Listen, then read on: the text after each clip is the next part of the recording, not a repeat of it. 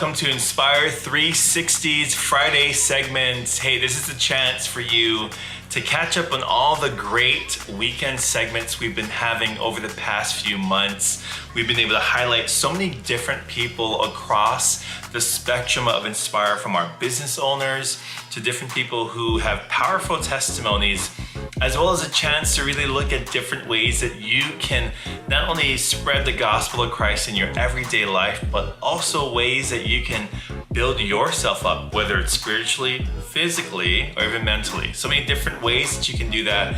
And our goal was to help you really broaden your view of Inspire. So welcome to Inspire360. We hope you enjoy our Friday segments for you to catch up on all the great online segments that we've had over the past few months.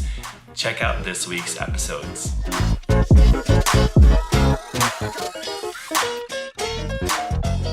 Aloha everyone, and welcome to this segment called Mauka to Makai, where we share incredible stories of our Inspire Ohana across the islands, our island home.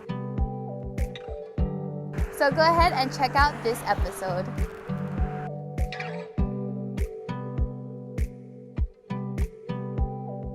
Hey everyone, welcome to another episode here of Mauka to Makai. We're here on East Oahu at the Wili Wili Nui Trail, and I got my good friends Ryan and Christina here with me. Let's take a look at this hike and check out the awesome views from the top.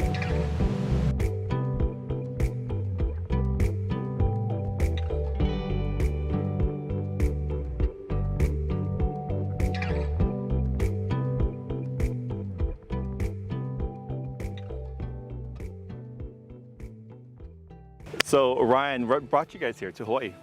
Yeah, so we're in the military. I'm in the Air Force at Hickam Air Force Base with the ISR group. And this was one of the only positions available to my career field. So it's a huge blessing that we can come out here and be a part of this beautiful place. And we've been here about a year and a half. So it's been a really awesome experience so far.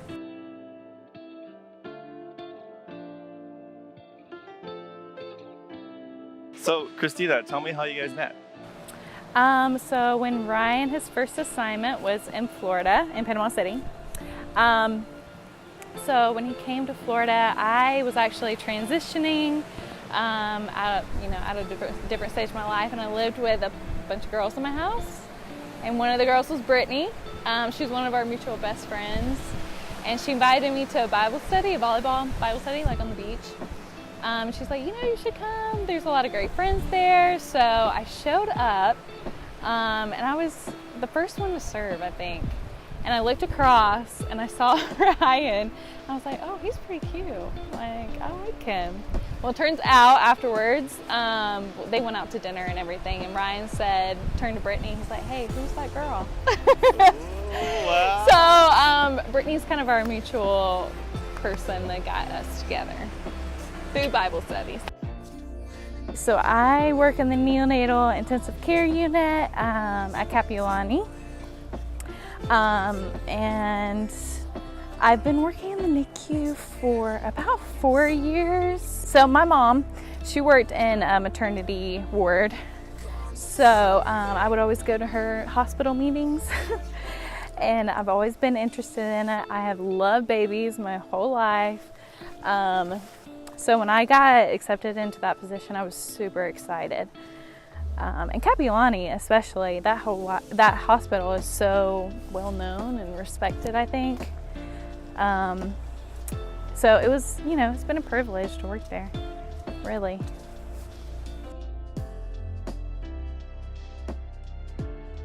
Well, so far it's been a wet hike and it has been fun, but it's absolutely stunning. I think one of the best parts about this trail is just how much beauty you get to see, the lush greenery of it all. Granted, it's been raining and windy, but it's been enjoyable. And then for you guys, we heard about how you came to Hawaii, your story so far, and how you met. And then we met, I believe, 2019. It was your first Sunday here in the islands, or at Inspire at least. And I remember meeting you guys in the lobby and thinking you guys had been here for a while, but you guys had just literally walked out of service, your first service at Inspire. Before I go on, to tell us about that, what was it like to be in a church in a different state, to do all that for the first time, to make different norms happen? What was that like? Yeah, well, it's always hard to get connected immediately. You have to want to go out and do that. So that was pretty tough for us at first. And so that brought us to about the beginning of COVID. We didn't really connect immediately. And then COVID happened, and we actually got pregnant too. So it was a really great experience there.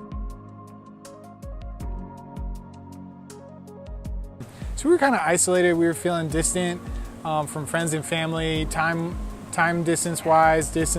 So that was really challenging. And unfortunately, as we moved along in our pregnancy, we actually lost our baby at 40 weeks. That was really traumatic, and we're still going through that right now. That's a big challenge. It's kind of given us a huge push to, like, hey, we need to be in community now. There's no excuse. We need to be with people. Yeah. We need to be comforted by people right here in Hawaii. I have spent hours every day in my Bible, just trying to figure out who I am anymore, really.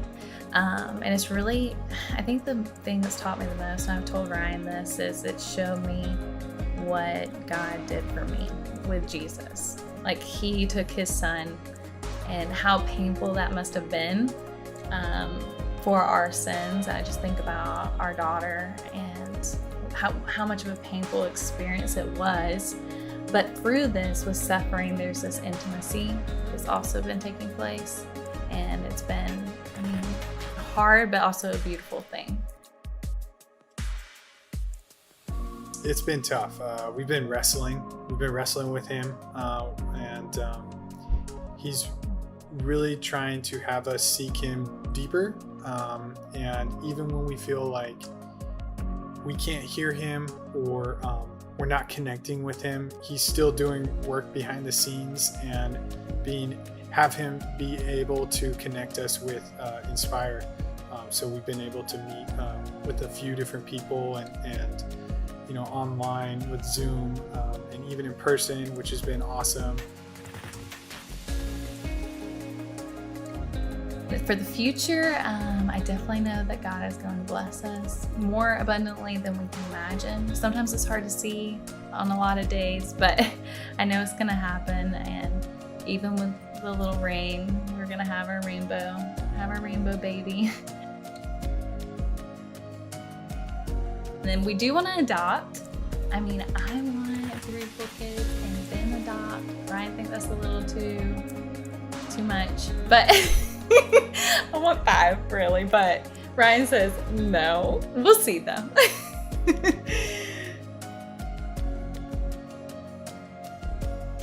We just hope that our story can help others who are struggling, maybe in a similar sense, maybe not so much. That community is important. We found it here at Inspire. There are multiple ways to get connected with Inspire. But more importantly, we love Pastor Mike and Lisa's vision. We love who they are as a person. They're so intimately connected with the church.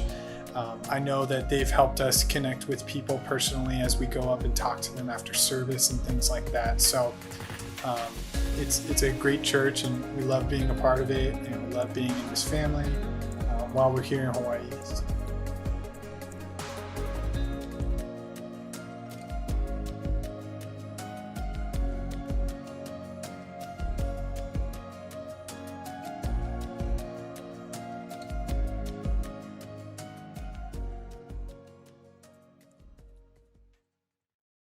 Hey guys, really excited for Inspire Collective Part 3. This time we're going to be sitting down with Hinano Interiors, having a conversation about the beautiful homes that she designs, her journey along with God. So come on, check it out with us.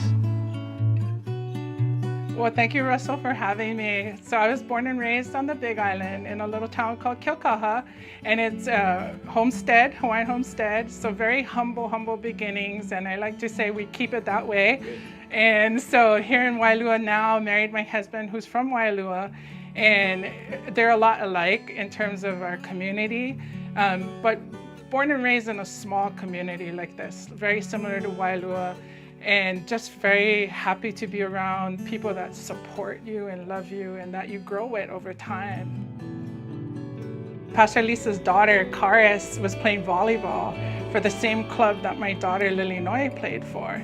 And so that was how I met Pastor Lisa, and didn't even know they were pastors at the time, actually. So they started playing volleyball, or I might have known, I take that back, I might have known that they were pastors, but we got to know each other a lot more, definitely when we were on the road traveling, and then with our daughters interacting in volleyball. So that's one commonality that we have is club volleyball and competitiveness. I love it. And our girls grew that season through volleyball, and really got to grow with Pastor Lisa and Pastor Mike during that season. They invited us to church. We attended. I had been to the Rise Women's Conference before, which I just absolutely love, and we look forward to every year up until, attending. So we started attending Inspire about 3 years ago, and really just honing in on that relationship with InspireChurch. Certainly felt like God was calling us there too at the time during that season, and just really enjoyed growing up in Inspire over the last 3 years. It's just been instrumental to know our pastors and to be shepherded by them as well has been wonderful. In 2007, so several years after I graduated, I decided that I wanted to step out and start my own business. So I started Interiors by Hinano in 2007, and that was kind of a result of what was happening with the industry at that time. I had recently got laid off from a repping position, a sales rep position, and decided that wasn't my calling entirely. I really wanted to help people with their dreams and visions for their homes to do interior design. So that's when I decided I was going to step back into that and pursue my lifelong dream of becoming a designer. Yeah. 2007 was leading up to the recession, and which in Hawaii we normally see 2 years after what's happening on the mainland. I was working for a mainland company during that time when I got laid off. So really in Hawaii they were starting to feel the effects in 2009. Now, most small businesses, they tell you, well, 2 years and you either make it or break it within those first 2 years. And 2009 rolls around and my business is booming, and God is doing amazing things, blessing me with clientele that, I never think I'd be able to work with. I'm now working for. So with that came a lot of challenges. Being brand new in business, I had mentors, like my oldest brother was in business as well, entrepreneur. And a lot of the mistakes that he would share with me. So I always prayed for mentorship, because I really felt that if you can save yourself all that heartache that we experience in business sometimes, then do it. Get under the wings of your mentors. So my brother had shared a lot about what to do and what not to do, and setting up the business, getting the proper accounting system in place, and an accountant that can support a business that is along that construction type field. So I involved a lot of those type of people early on, and I really do have to say that was part of the success that came from it. Was not just my doing, it was everybody that was part of this formula that still remains a part of this formula. I stepped away in 2014 and pursued another calling on me at that time. And in 2019, I had an opportunity to get started again with the business. And I thought, okay, here it comes. But the whole time praying and asking God, okay, Lord, is this of you? And the worry was that you want it to be, this time I wanted it to be according to His will, according to His timetable.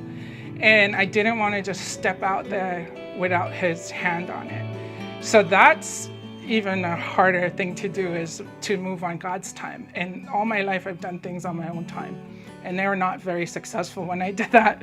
So now I'm saying, okay, Lord, you tell me when, you tell me how, you tell me who. And I felt like that opportunity came from him. So that was the start of stepping back out. And then 2020 hit, right? The COVID, right when I was starting to get going again and thought, okay, I'm in a transition. The COVID happened, and no one could have predicted that. But through it, we've learned so much, we've grown a lot, and I feel like God gave me time to really hone in on what this is gonna look like coming out of COVID. So I've not lost sight of that vision and that dream and that goal, but I've also asked God to lead and direct me through this time. So I want it to be His way. Yeah, and it is it's His business. So, Lord, what do you want me to do? When do you want me to do it? Is always the question I'm asking, and sometimes almost frustrating myself because you don't want to go before Him. But even down to projects that we take on, I'm like, okay, Lord, is this of you? Do you want me to do this project during this season? Those are conversations I'm having constantly, because when you're asking God to be under His hand, you don't want to fall away from that. And I feel strongly about that. So I feel like the opportunities that we do have are God-bred and blessed.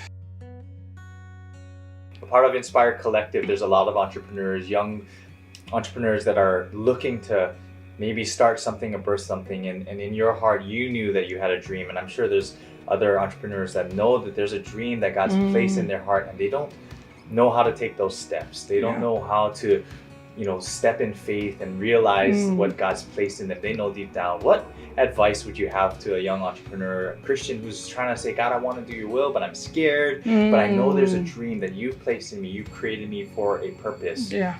What would you say to them? What are some advice or some things that you would to encourage them to step out? I would say that they're absolutely right, that God has designed them for a purpose, and that their life was God-bred even in their mother's womb. That early in their life, God had already designed them, and we call it for glorious living. And I think being able to understand that, though, Russell, and having someone who maybe is new in faith, to understand that God designed you for a purpose in this world. And there's a calling on your life and a purpose for your life. So it's not just pursuing your dream that God planted in your heart maybe, but it's understanding what God's will is for your life and your call and your purpose, and being able to maybe sometimes even giving up what you feel is yours to call and fulfill what His purpose is for you. And so that to me means designed for glorious living. You're not just living to glorify yourself. It's always about someone else, but more importantly, to glorify God. And when you really come to terms with what your purpose is here on earth, it's always about someone else or not, right? It's always that's why God willed us that way. So I feel like there's a deeper connection, and it might be directly related to what their dream is. Like mine was being a designer. What do I do all day long? I help people. Yeah.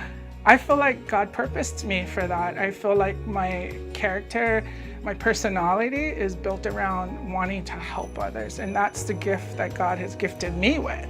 So I'm able to serve others, and I want to serve them well, but I need to understand too what that looks like and what serving others means, not just to me, but what it means to God. Yeah. And being able to do that well for Him will oftentimes mean you'll do it well for others. So His vision for us, I believe, and for myself, is to be able to be completely faithful to what that is that He's calling on your life. And in order to do that, you have to do the hard work. You have to be obedient. You have to be disciplined with your finances. You have to live accordingly to how you want this end result to look. And so in order for you to get there, oftentimes I'll tell people, write it down, get a good vision board going of where you are, where you want to be, and even tie that into where you feel God is calling you, and try to find that connection. But I would say just in the little baby steps every day, the little decisions that you have to make, do that every day, starting off with your daily devotions and understanding, okay, God, what have you called me to do today? And getting on the same page with God is asking you to, that's super important. Your spiritual journey and walk. In business, those disciplines of following up with customers, making those hard calls, communicating, over-communicating, and just keeping your customer happy along the way, and understanding the expectations that have been put on you and expectations maybe you have of your customer or your suppliers or your builders. It's constant communication and making sure everybody's on board, because really that leads you back to your vision. Are we getting to where we want to be with the people who are involved? And are we being good communicators about what we want to do and where we want to go? If God's planted that in our heart, are we living a life of an example of what that's going to look like? We don't know when it's going to happen, 5 years, 10 years, how long it takes us to get there. God might just bless us with overnight success, right? You just never know.